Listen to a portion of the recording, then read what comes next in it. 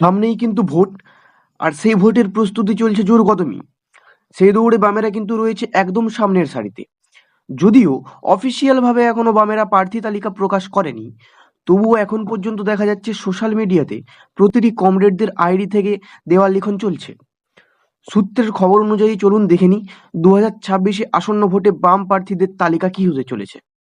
যাদবপুর থেকে সুজন চক্রবর্তী, উত্তরপাড়া থেকে মীনাক্ষী মুখোপাধ্যায়, বালি থেকে দীপশিতা ধর, দমদম উত্তর থেকে শতরূপ ঘোষ, সিঙ্গুর থেকে বাদশা মৈত্র, নন্দীগ্রাম থেকে জাকির হোসেন মল্লিক, কসবা থেকে প্রার্থী হতে চলেছেন সৃজন ভট্টাচার্য, এন্টালি থেকে সায়রা শাহ হালিম, বেহালা পশ্চিম থেকে কৌস্তব চট্টোপাধ্যায়, কামারহাটি থেকে সায়নদীপ মিত্র, সোনারপুর দক্ষিণ থেকে সায়ন বন্দ্যোপাধ্যায়, খড়দহ থেকে প্রার্থী হতে চলেছেন দেবজ্যোতি মিত্র, টালিগঞ্জ থেকে মোনালিসা সিনহা, বিধাননগর থেকে পলাশ দাস, জামুরিয়া থেকে ঐশী ঘোষ, নোয়াপাড়া থেকে গার্গী চট্টোপাধ্যায়, বালিগঞ্জ থেকে কলতান দাস, মানিকতলা থেকে দেবাঞ্জন দে এবং বসিরহাট উত্তর থেকে সপ্তর্ষি দেব।